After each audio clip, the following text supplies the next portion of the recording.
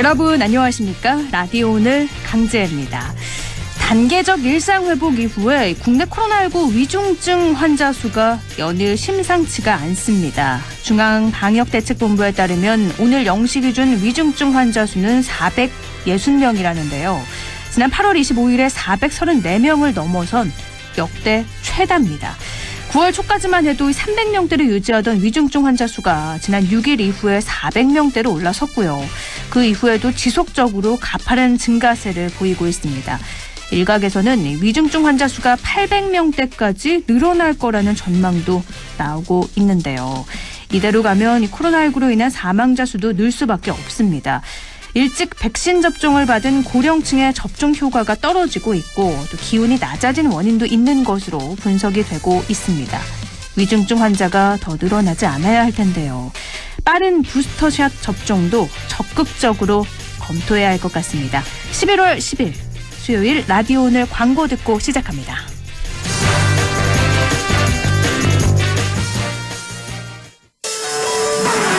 훌쩍 알러지엔 간질 알러지엔 애취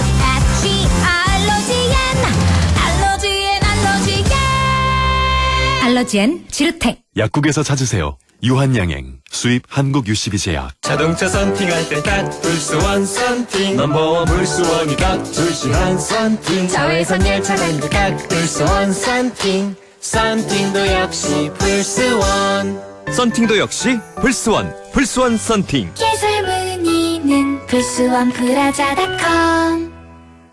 창업은 역시 크린토피아. 창업 크린토피아. 세상에서 제일 가는 빨래빵 창업. 창업 크린토피아. 세상에서 제일 가는 빨래빵 창업. 창업 크린토피아. 세상에서 제일 가는 빨래빵 창업. 1577-4560. 알았어 DBF 알았어 현금은 알았어 DBF 알았어. 생애 주기별 은퇴 시점에 맞춰 알아서 투자해주는 연금펀드 한국투자 TDF 알아서. 한국투자 신탁운용 펀드보스 등 별도 발생 원금 손실에 유의하시고 투자 전 상품 설명서 및 약관을 꼭 확인하세요. 내 차는 소중하니까 유리막 코팅도 한번 입혀주고 새 차는 디테일링 세차만, 그리고 아에르 프리미엄 에어컨 필터까지 극초미세먼지와 유해가스 저감에 항균 기능까지. 내 차는 공기도 달라야 한다. 내가 선택한 프리미엄 아에르 에어컨 필터. 11월 10일 수요일 라디오 오늘 1부는요. 새로운 시각으로 지역의 문제를 함께 생각해보는 허승규의 청년생각, 안동 청년공감네트워크 허승규 대표 함께합니다.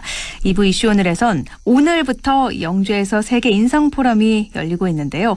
영주시 선비인재양성과 이정근 과장 연결해서 세계 인성포럼에 대해서 좀 더 자세한 이야기 나눠보겠습니다. 이어서 인사이트K 배종찬 연구소장과 함께 각종 설문조사의 결과를 갖고 우리 사회 분석해보는 시간이죠. 배종찬의 리서치 오늘 이어집니다.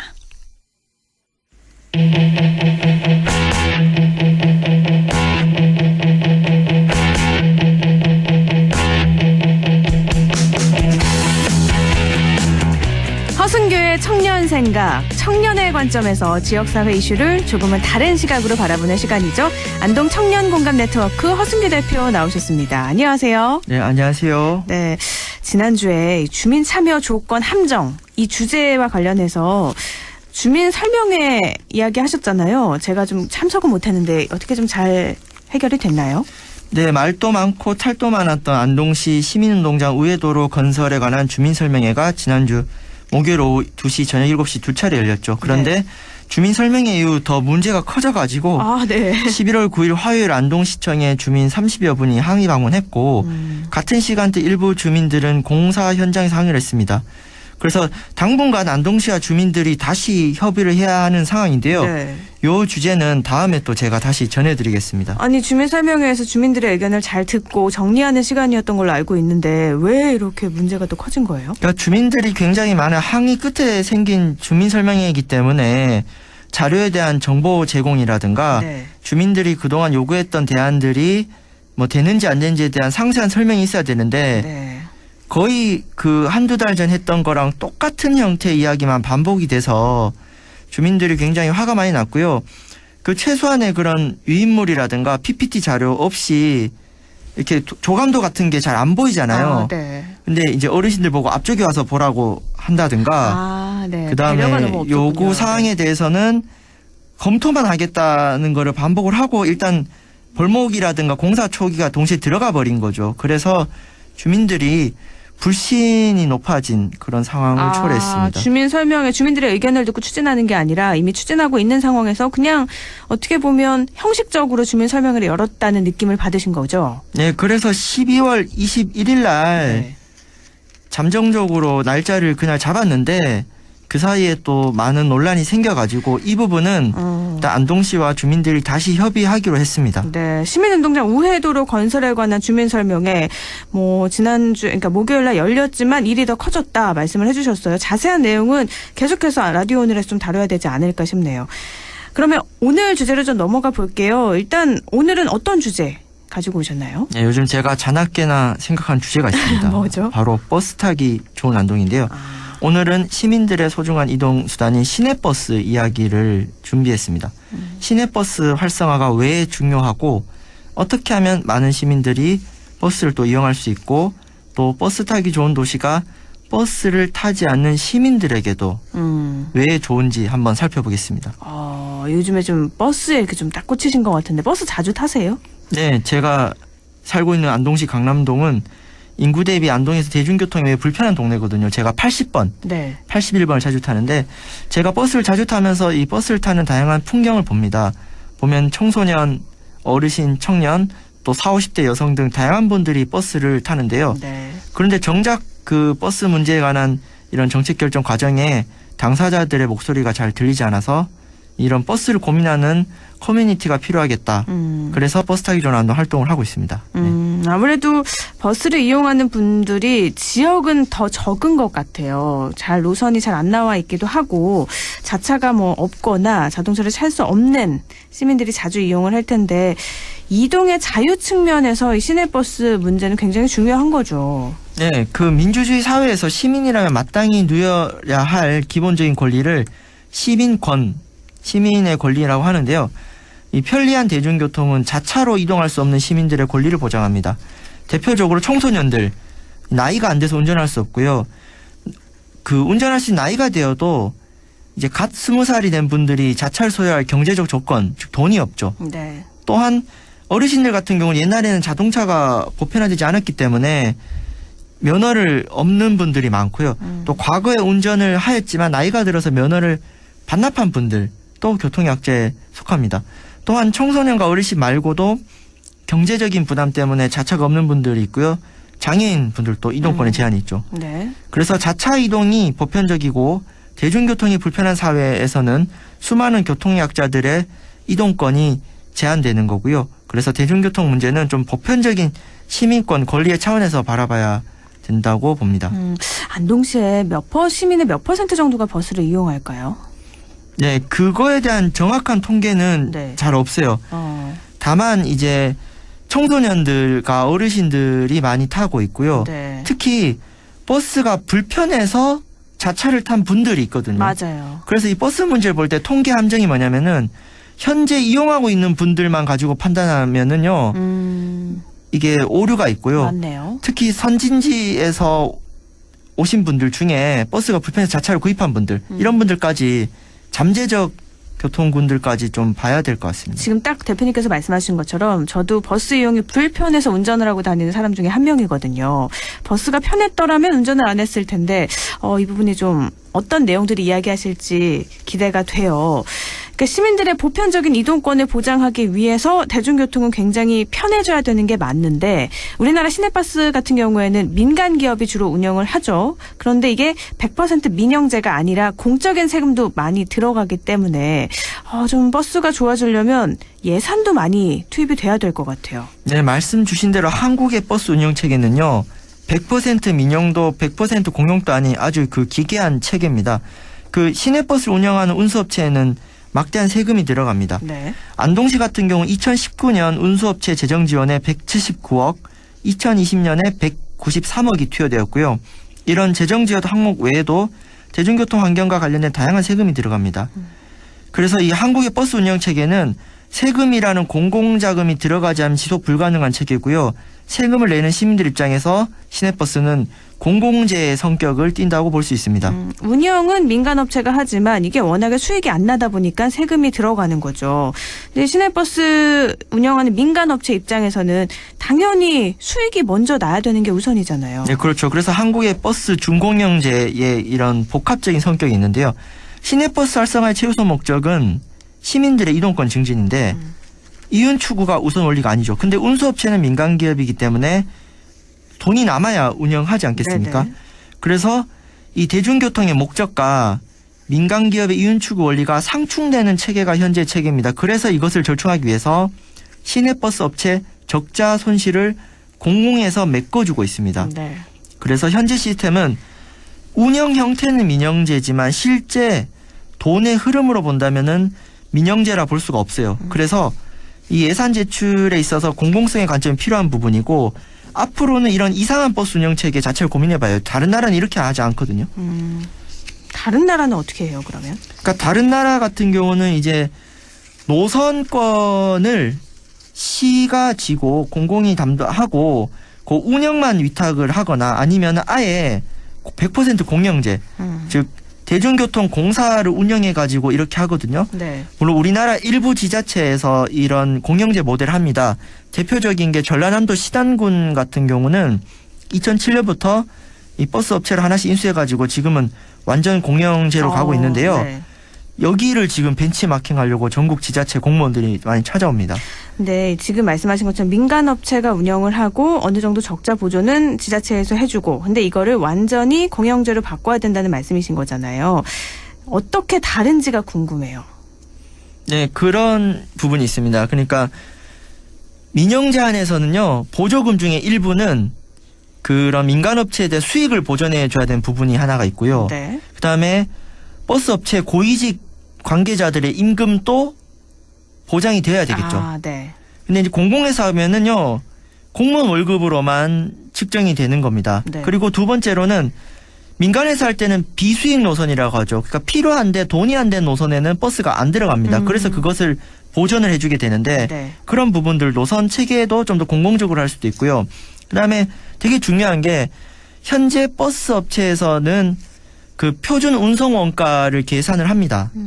그걸 가지고 저희가 지원을 하는데요. 네. 이 부분이 공영제가 된다면은 소위 말하는 그 운송 원가 뻥튀기라든가 더 좀 더 공적으로 운송 원가를 측정할 수 있어요. 네. 즉 버스 업체에서 요구하는 거를 지원하는 부분에 있어서 더 많이 공공에서 개입할 수 있게 되고요. 그러면 뭐 관련한 많은 문제들이 개선되는데 제가 하는 이야기는 또 어떤 분들은 굉장히 싫어할 겁니다. 네. 관련된 분들은 싫어하실 수도 있을 것 같은데 지금 말씀을 들어보면 처음부터 그러면 이렇게 민영제가 아니라 공공에서 개입을 하면 낫지 않았을까 싶은데 우리나라는 그럼 왜 이렇게 처음에 기괴한 운영체계라고 했잖아요. 그러니까 왜 이렇게 된 거예요? 처음에 버스가 도입될 때 이런 버스 공공성에 대한 관점이 부족했고요.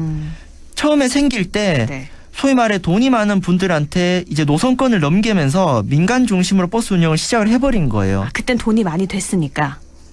네. 왜냐하면 그리고 그때는 네. 이렇게 공공에서 버스를 사고 운영할 정도의 생각을 못했던 거죠. 그래서 지역에 이제 버스 하시는 분들 소위 말해서 잘 사는 분들이 많습니다. 네. 처음부터 그 개인 소유로 시작을 하다 보니까 이제 세습이 되는 거죠.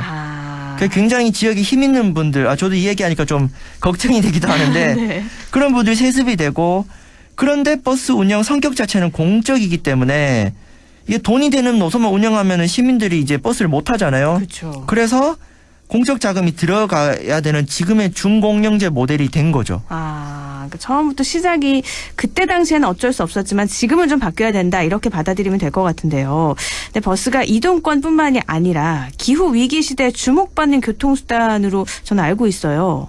네, 기후위기 뭐 다 아시겠지만요. 지구가 1만 년 동안 온도가 4, 5도 상승했지만 최근 150년 동안 1도가 올랐거든요. 네. 이 산업화 이후에 하석연료에 의존한 인간의 삶이 탄소 배출을 압도적으로 높였고 지금 이 기온 때문에 기상이변과 기후재난이 끊이지 않습니다. 네. 그래서 지금 이 부분을 해결하려면은 지금의 온실가스 배출량을 절반으로 줄이고 2050년까지는 이거를 제로로 달성해야 돼요. 네. 그러면 이제 교통 분야 또한 대대적인 녹색 전환이 필요한 거고 자동차의 주된 화석연료인 석유가 고갈되고 있고 자가용 증가로 인한 대기질 오염도 기후위기의 중요한 원인이거든요.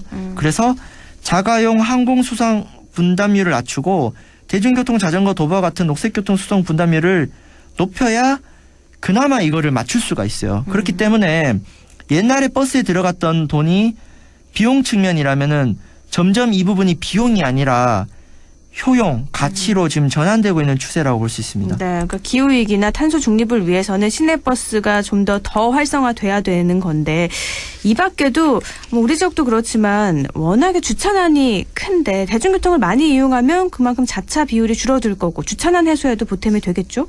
네, 아나운서님 말씀대로 이 도심의 주차 문제 정말로 심각합니다. 예전엔 집집마다 차가 한 대였는데 요즘 뭐 2대 이렇게 자차 소유가 늘면서 도심 및 주차난 문제가 심해지고 있는데요. 제가 버스 얘기하면은 주차가 먼저 우선이지 않냐 이런 분들이 있는데 대중교통 활성화를 통해 자차 수송 분담률과 이동량이 감소하면은 당연히 주차난 해소에 도움이 되겠죠. 수요 공급의 원리에 따라. 네. 그리고 자차가 있더라도 뭐 도심에 술 마시고 갈 때 이제 차를 두고 이렇게 나갈 수 있죠. 그러면 이제 상가 주차난 해소에도 기여할 수 있고요. 특히 대중교통이 편리한 타도시, 서울에 살다가 직장 때문에 안동에 오게 된 청년들이 처음에는 차가 없다가 도저히 못 해먹겠다 싶어서 차를 사요. 네.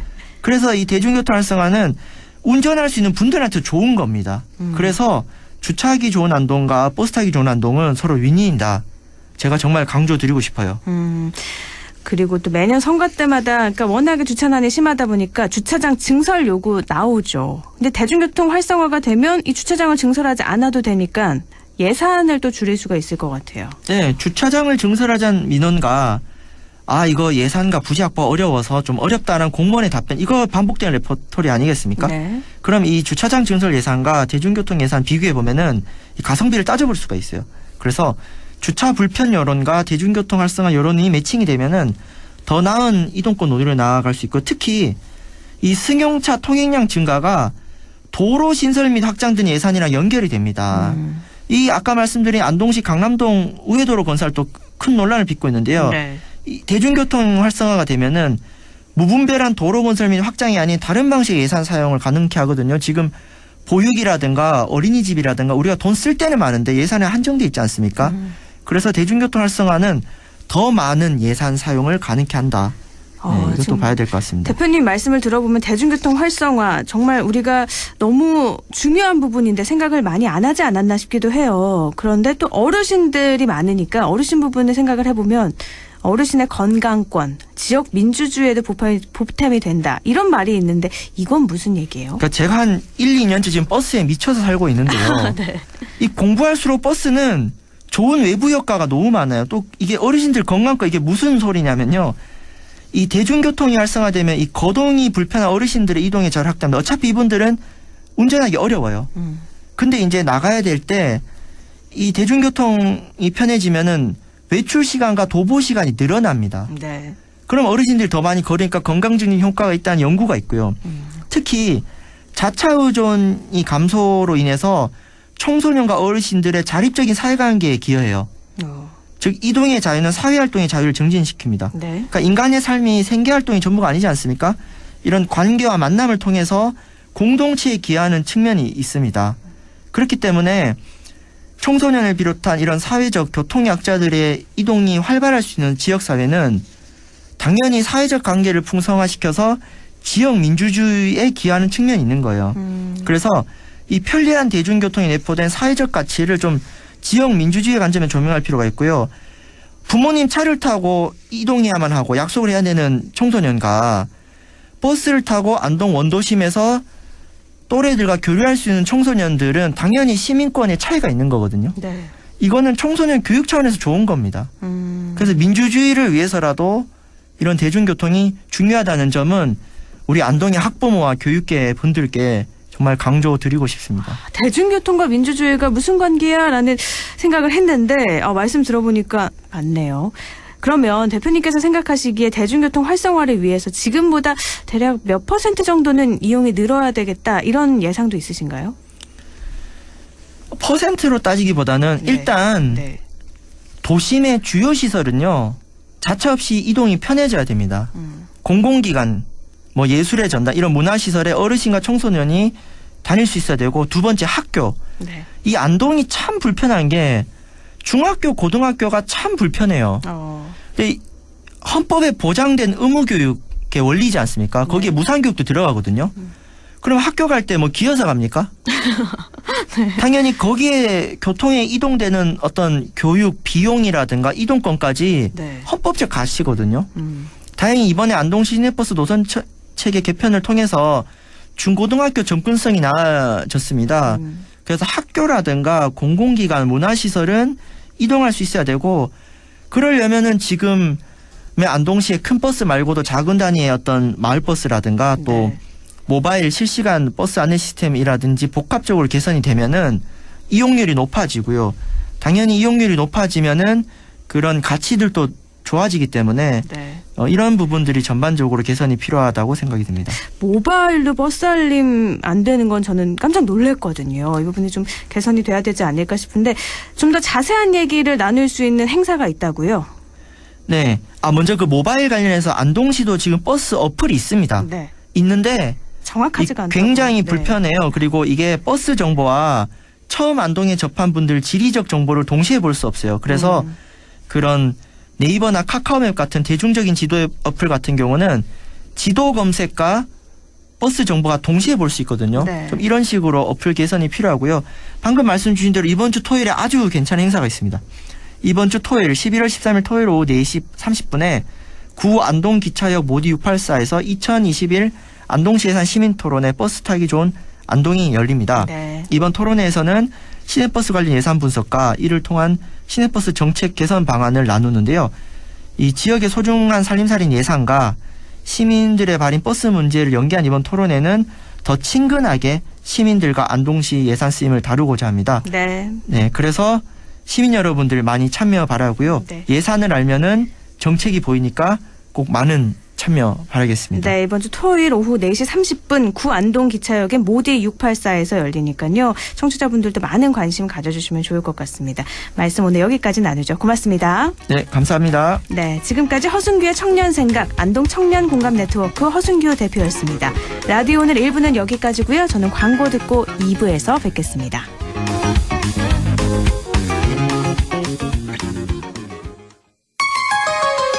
MBC 라디오 할인점보다 더 실속 있고 편의점보다 더 편리하게 살 수 있는 곳, 시장보다 더 정이 넘치고 백화점보다 더 품격 있는 곳, 이런 곳이 없을까요? 네, 우리 동네 우리 할인점 홈마트가 있습니다. 지난 25년간 항상 고객과 함께한 홈마트. 용상점, 자이점, 신용주점, 사천점에서 새롭게 고객님께 다가갑니다. 홈마트. 가구 살 땐 꼭 한번 가보자. 안동 명품 가구 백화점. 흑표 흑침대, 양성국 갤러리, 금성침대, 한국 가죽 소파, 장수돌 침대. 다양한 브랜드 가구를 한 곳에서 쇼핑할 수 있는 대형 가구 전시장. 안동 명품 가구 백화점. 어르신님 안녕하십니까, 기용아재입니다. 보청기 알아보시는 거 진짜 힘드시지? 이제 하나만 기억해 주이소. 찾아가는 보청기, 집으로 보청기, 보청기 고민 직접 찾아가 속 시원하게 해결해 드리겠습니다. 1544 2222 1544 2922 집으로 보청기. 성공적인 귀농을 꿈꾸시나요? 영천에는 귀농하기 전 1년간 이론과 실습을 겸비한 영천시 재료용 농업창업지원센터가 있습니다. 개인주택부터 텃밭, 그리고 농업교육까지 원스톱 교육시설. 실패 없는 귀농, 영천입니다. 영화보다 더 감동적인 신이 있습니다. 코로나 의료진의 영웅신, 발코니로 떠나는 여행신, 그리고 모두가 기다려온 백신. 국민 모두가 만들어주신 최고의 신들이 있기에 해피엔딩 신은 멀지 않았습니다. 공익광고협의회. 마음을 열어줘. 다가가 나 속삭이도록. 언제나 내 생각으로 행복해야 해요.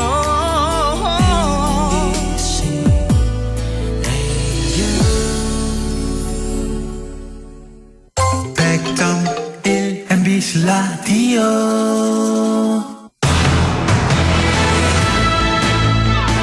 네, 지금 시각 6시 30분 지나고 있습니다. 라디오 오늘 2부 순서 이슈 오늘입니다. 오늘부터 영주에서 세계 인성 포럼이 시작이 됐는데요. 올해로 3회째를 맞이했죠. 어떤 행사고 어떻게 치러지는지 영주시 선비인재양성과 이정근 과장 연결해서 알아보겠습니다. 이정근 과장님 안녕하세요. 예, 안녕하세요. 네, 세계 인성 포럼이 영주에서 시작이 됐죠. 이게 어떤 자리죠? 예, 모두 잘 아시다시피 우리 사회가 급격한 산업화를 통해서 세계가 놀라는 경제 성장을 단기간에 이뤄냈지만 그 이면에는 물질 만능주의와 양극화 같은 사회 갈등과 병폐가 발생하고 있습니다. 네. 영주시는 그동안 우리나라의 대표 정신문화 가치를 할 수 있는 선비정신을 통해 그 해답을 찾아보고자 지역 내의 청소년을 대상으로 선비 인성교육을 실시하고 선비정신 실천을 생활화하는 등 다양한 노력을 기울여왔습니다. 네. 이번 포럼도 이러한 노력의 일환으로 개최하게 됐으며 올해는 특히 포스트 코로나 시대 인성에서 길을 찾다라는 주제로 코로나 이후 살아가야 할 세대에게 우리 인성의 의미와 가치를 되돌아보고 더불어 살아가는 희망의 미래를 모색하는 자리입니다. 올해로 3회째잖아요. 예, 1, 2회도 굉장히 알찬 내용으로 구성이 되어 있었었는데 올해 이거는 정말 특별히 신경을 썼다 하는 부분이 어떤 게 있을까요? 예. 올해는 세션 주제의 대상을 구별해서 학부모 그리고 청년 또는 청소년 일반 대중을 전제로 나눠 각각의 참가자들이 쉽고 공감할 수 있는 주제를 선정하였고 네. 대중들에게 친숙한 관련 분야 전문가들을 초대했습니다. 그 첫 번째 세션은 세계의 인성교육 무엇을 가르칠 것인가로 학부모를 대상으로 아이의 도덕성과 자존감이 아이의 행복과 성공에 미치는 영향에 대해 세계 선진 교육 사례를 통해 배워보는 자리입니다.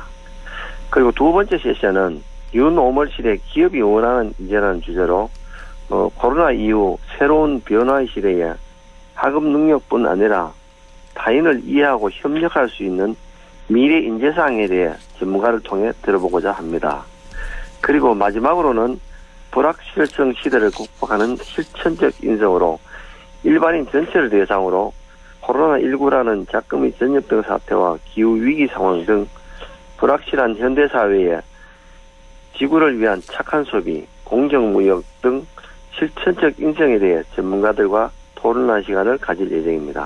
각각의 세션별로 어떻게 보면 나눠져 있기 때문에 원하는 걸 골라서 들으면 되겠네요. 네. 예, 그렇습니다. 오늘이 첫날이었죠. 오늘은 어떤 일정이었죠? 예, 먼저 오늘은 4차 산업혁명 시대의 글로벌 가치 창출 인재 양성을 주제로 신성철 전 카이스트 총장님의 기조 강연이 있었습니다. 네. 코로나19 이후 대변혁의 시대에 어떤 인재를 양성해야 할 것인가에 대한 물음에 도전하고 창의적이고 타인을 존중하고 포용하는 배려 인재가 미래 인재의 핵심 역량이라고 말씀해 주셨고요. 이어서 한 세기를 살아온 김형석 연세대 명예교수가 무엇을 위해 살아야 하는가를 주제로 사람으로서 갖추어야 할 인품과 인성에 대해 깊은 통찰을 보여주신 강연이 있습니다. 네. 이후 특별 강연에는 방송인 이승윤 씨가 실시간 라이브로 자연을 통해 바라본 인성의 가치에 대해 전해주었고, 이어서 다니엘 린데만은 요즘 시대에 갖추어야 할 덕목으로 언어, 지식과 유머, 세의 시각으로 보면서 서로를 이해하고 선입견이나 편견을 가지지 말자는 내용으로 강연을 했습니다. 반응은 어땠나요? 오늘은요? 예, 오늘은 첫날이라 굉장히 뜨거웠습니다. 아무래도 더 집중되는 측면이 있었을 것 같은데 그러면 하루하루 일정을 좀 살펴볼게요. 내일은 어떤 일정이 계획이 되어 있죠? 내일은 오후 1시 30분부터 세계의 인성교육 무엇을 가르칠 것인가라는 주제로 세계의 선진교육 사례를 전문가들로 불러 들어보는 시간입니다. 네. 양정호 성균관대 교수, 케빈 캐스터 서울대 교육학 교수, 김금선 하브루타 교육연구소 소장, 유선정 한국 핀란드 교육연구센터 소장, 임종식 경상북도 교육감이 연사로 참여하는데요. 아이 도덕성과 자존감이 행복과 성공에 미치는 영향에 대해 들어보고 변화의 시대에 대처할 수 있는 능력을 키우기 위해 우리 교육의 방향을 되짚어보는 시간이 될 것 같습니다. 이번 세션은 입시 위주의 우리 교육에서 아이의 바른 인성과 미래를 고민하는 학부모들을 위해 마련한 세션으로 학부모님들이 많은 참여를 기대하고 있습니다. 네. 또 세션 발표 이후에는 육아멘토 서천석 박사님의 특별 강연이 있는데요. 사전 등록자의 신청의 절반 이상이 서천석 박사님의 강연에 집중되어 있습니다. 그 강연하시는 분들을 워낙에 잘 선정을 해서 인기 있는 분들의 강의를 들을 수 있는 자리라서 더욱더 인기가 있는 것 같아요.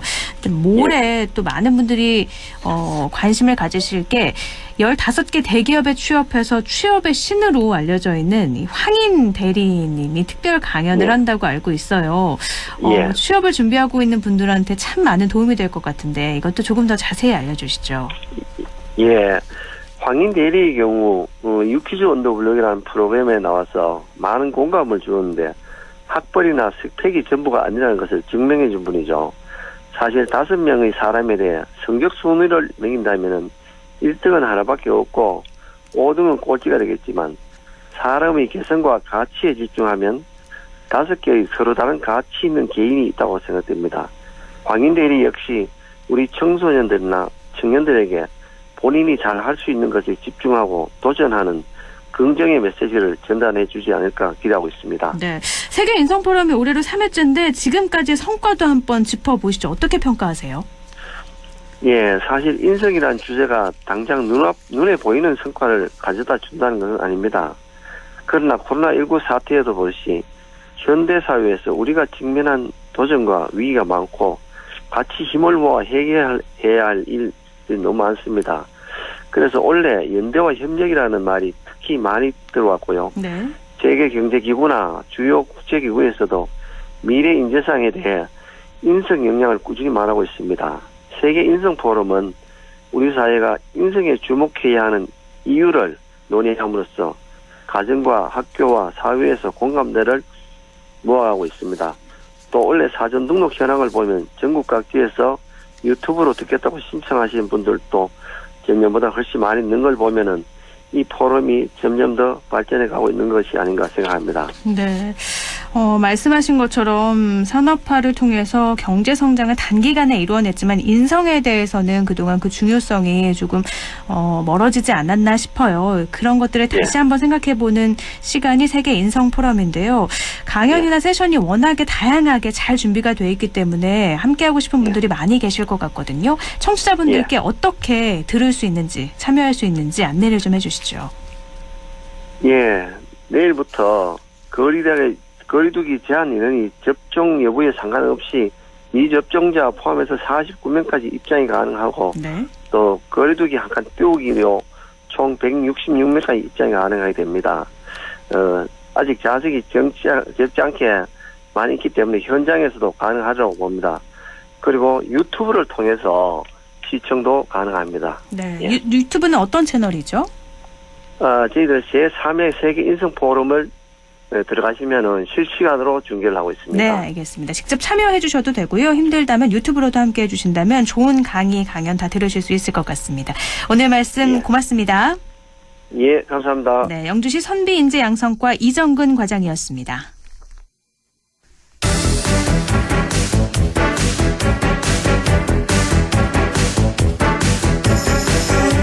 리서치 오늘 인사이트 K 배종찬 연구소장과 함께합니다. 소장님 안녕하세요. 안녕하십니까, 배종찬입니다. 네, 대선 대진표가 확정이 돼서 이제 여론조사 결과에 더욱더 관심이 모아지는데 여야 양자 대결 결과부터 좀 볼까요? 이 대결이 이제는 너무 뜨겁습니다. 그쵸. 뜨거. 할 정도로 치열한 접전이 펼쳐지고 있는데 가상 양자 대결 결과는 어떻게 나왔을까요? 리얼미터가 YTN 노래로 지난 8일과 9일 실시한 조사입니다. 자세한 사항은 중앙선거론조사 심의위원회 홈페이지에서 확인 가능한데요. 양자 대결입니다. 윤석열 대 이재명, 이재명 대 윤석열.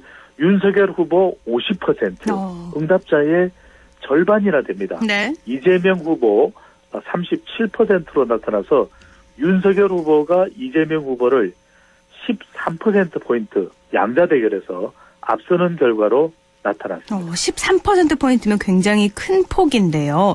네. 윤석열 후보 지지율이 계속 이렇게 상승하는 걸로 보이는데 이게 컨벤션 효과 때문일까요?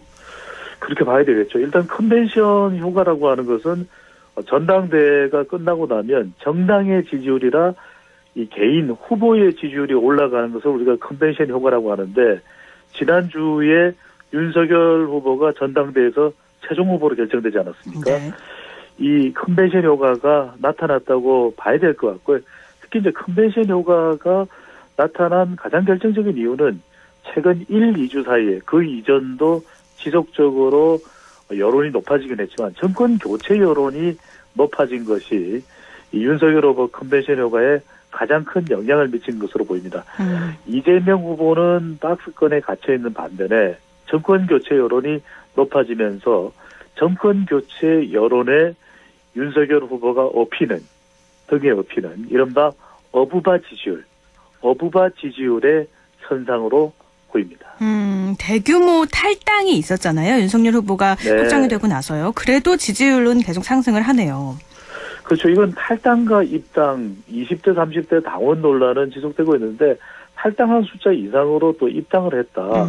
이런 분석도 나오고 있기 때문에 네. 아직까지는 2030 세대, 20대, 30대 MZ세대가 이 홍준표 후보를 지지했었던 2030이 완전하게 윤석열 후보 쪽으로 넘어갔는지 아니면 이것이 컨벤션 현상, 컨벤션 효과인지는 조금 더 지켜봐야 될 부분인데 대체적으로 지금 나타나고 있는 2030 MZ세대의 이 표심은 상당히 변동성이 큽니다. 그런 만큼 앞으로도 특정 후보로 결정되지 않고 네. 계속해서 옮겨갈 수 있는 가능성이 열려있는 그만큼 2030 세대, MZ세대에게 민주니에게 대선이 달려있다 이런 이야기가 나오고 있거든요. 그만큼 변동성이 큰 2030 마음을 누가 잡느냐, 이재명 후보가 잡느냐, 윤석열 후보가 잡느냐 여기에 대통령 자리가 걸려 있는 것으로 보입니다. 알겠습니다. 윤석열 후보는 지지율이 큰 폭으로 상승한 걸로 나타났는데 이재명 후보는 여전히 박스권 내에 지지율이 좀 묶여 있는 모양새예요.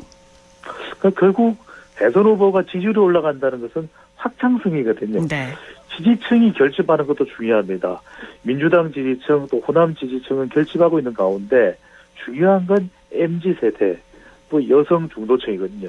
이재명 후보가 대구로 달려가서 청년들을 만났던 것도 바로 MZ세대의 표심을 확보하기 위한 전략이고 노력이라고 봐야 되는데 금방 또 지지율이 높아지지는 않거든요. 그만큼 네. 시간이 걸릴 텐데 아직 박스권에 묻혀있는 내부적인 이유는 이제 MZ세대 여성 중도층이 확보되지 않는 이유도 있지만 외부적인 변수로는 대장동 개발 의혹 이 부분이 아직까지도 이재명 후보의 발목을 잡고 있다고 봐야 되지 않겠습니까? 네. 그런 만큼 어떤 식으로 또 관훈 토론에서는 이재명 후보가 검찰 수사로 충분하지 않으면 특검을 받아들일 수도 있다라고 이야기를 했거든요. 네. 그만큼 여론이 반전되지 않는다면 대장동 특검 수용 의사까지도 내비친 이재명 후보를 본다면 얼마나 빨리 얼마나 철저하게 대장동 의혹과 멀어지느냐가 앞으로 박스권에 갇혀있는 지지율 탈출을 하는데도 중요한 기준이 될 것으로 보입니다. 네, 역시 이재명 후보는 이 대장동 의혹에서 얼마나 벗어나는지가 지지율에 달려있겠네요. 네. 그러면 정권 교체 여론 어느 정도인지 이것도 좀 살펴주시죠. 윤석열 후보 지지율이 컨벤션 효과를 타서 지지율이 올라가는 것 이것도 정권 교체 여론과 가장 크게 관련이 있다고 봐야 되는데 차기 대선을 어떻게 보는지 물어봤습니다. TBS가 이 한국 사회 여론연구소에 의뢰를 해서 지난 5일, 6일 실시한 조사이고 자세한 사항은 중앙선거여론조사 심의위원회 홈페이지에서 확인 가능합니다. 정권 교체돼야 된다는 여론이 53.6%로 절반을 넘었고요. 네. 정권 재창출, 정권 유지 여론은 37%로 나타났습니다. 강지혜 아나운서가 들으시기에 이 수치와 어떤 지표와 비슷하다는 생각 들지 않으세요? 양자 대결과 거의 흡사하네요. 비슷하기도 하고 네. 대통령 국정수행 지지율의 긍정과 부정과 비슷하죠. 대통령 긍정평가가 30%대 중후반, 네. 부정평가가 50대 50%대 중후반을 나오는 걸 보면 그만큼 정권 교체 여론이 높은 것이 윤석열 후보의 이른바 어부바 지지율에 영향을 미쳤고 네. 이재명 후보의 지지율이 박스권에 갇혀 있는 것은 이 정권 재창출, 정권 유지 여론은 30%대에 머물러 있는 것이 가장 큰 영향을 주고 있는 것으로 보입니다. 알겠습니다. 이번에 이 여야 양자 대결 결과에 대해서 쭉 살펴본 거고 안철수, 네. 심상정 후보를 포함한 다자 대결 결과도 한번 살펴주시죠. 중요하죠. 이번 대선은 제3후보 작은 거인이다라는 표현으로 설명을 드린 바가 있었는데 네. 다자가상 대결입니다. 같은 조사기관의 결과인데요. 윤석열 후보 44.4%, 이재명 후보 34.6%, 윤석열 후보가 다자가상 대결에서도 약 10%포인트 이재명 후보를 앞서는 결과가 나타났고요. 네. 안철수 후보 5.4%, 심상정 후보 2.8%, 김동연 전 부총리 1.5%로 나타났습니다. 안철수 후보 지지율이 5.4%거든요. 지금은 컨벤션 효과 때문에 윤석열 후보가 두 자릿수로 이재명 후보를 앞서는 결과지만 앞으로 또 어떻게 될지 몰라요. 이 대선이라는 것이 아직 4개월 가까이 남아있기 때문에 네. 올라갔다가 내려갔다가 비슷해졌다가 또 멀어졌다가 격차가 커졌다가 이런 현상이 계속 반복될 텐데 이럴 때 윤석열 후보는 이 보수 또 중도 보수의 지지층을 가져가는 안철수 후보 지지율이 5.4%면 적지 않습니다.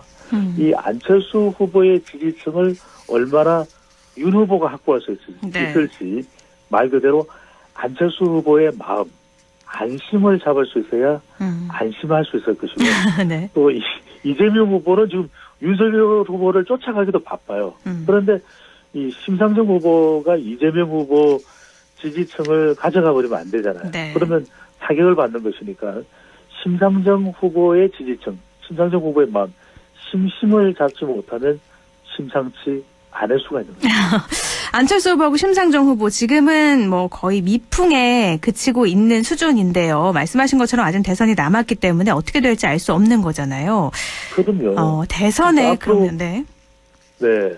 지금 강재 아나운서가 굉장히 중요한 부분을 지적했어요. 지금은 미풍처럼 보일 수 있지만 네. 앞으로 이 더 치열해질 겁니다. 윤석열 후보와 이재명 후보의 대결 구도가. 그럴 경우에 안철수 후보의 지지율, 심상정 후보의 지지율은 미풍이 아니라 순식간에 강풍이 될 수 있죠. 그래서 그 비율은 적지만 네. 미치는 영향은 크기 때문에 작은 거인이 될 수 있는 겁니다. 네. 이 다른 후보들의 이 영향력도 어느 정도 변화가 있는지 살펴보는 재미가 또 있을 것 같아요. 그러면 네. 대통령 지지율도 한번 보죠. 그렇습니다. 조금 전에 강 아나운서께서 아주 예리하게 또 분석을 해내셨는데 정권 교체 여론이랑 대체적으로 대통령의 국정수행 지지율 긍정평가와 부정평가가 비슷한데 여기에 주목을 합니다. 그러니까 대통령 지지율이 최근 들어서 조금 낮아지는 추세, 또 부정평가가 올라가는 추세가 왜 일어났을까? 그러니까 경제 관련해서 일자리가 충분하게 젊은 세대들을 중심으로 해서 확보되지 않으니까 2030 세대의 지지율이 내려가는 것도 원인이 될 수 있겠고, 네. 또 경제 말고 부동산입니다. 경부 부동산인데 이 부동산은 특히 이제 서울 지역에 이 대통령에 대한 지지율이 내려가고 부정평가가 올라가는 서울은 또 부동산 영향을 많이 받잖아요. 그런데 마지막으로 경제, 부동산까지는 이해가 됩니다. 마지막으로 대통령의 국정수행에 영향을 주는 거 요가 뭘까요? 요는 뭔가요? 요가 무엇일까요? 요가 뭐죠? 바로 요소수입니다. 지금 네. 요소수 대란이거든요. 그렇죠. 그러다 보니까 이 대통령의 국정수행에서 자영업층의 지지율이 내려갔다라는 것, 또 정당 지지율에서 국민의힘 지지율이 더 올라가고 더불어민주당의 자영업층 지지율이 내려갔다는 걸 보면 요소수 타격이거든요. 네. 그러니까 아니 이게 요소수 품귀 현상이 왜 일어나는 것이야? 부르는 게 값이야. 그러니까 안동 옆으로 지나가는 화물 운전기사분들도 아이고 요소수 기약이 왜 이렇게 힘들어 이런 이야기를 하시거든요. 네. 그러니까 그런 분들에게 그만큼 또 영향을 줬기 때문에 요소수 품귀 논란 대란이 대통령 지지율에까지도 타격을 준 것으로 풀이됩니다. 네. 요소수로 인해서 불편을 끼쳐서 송구하다고 청와대에서 밝히기도 했는데요. 그럼 문재인 네. 대통령이 오는 21일 생방송으로 임기 2번째 국민과의 대화도 하잖아요. 네. 이걸 통해서 지지율 반등을 좀 꾀할 수 있을까로 보시나요?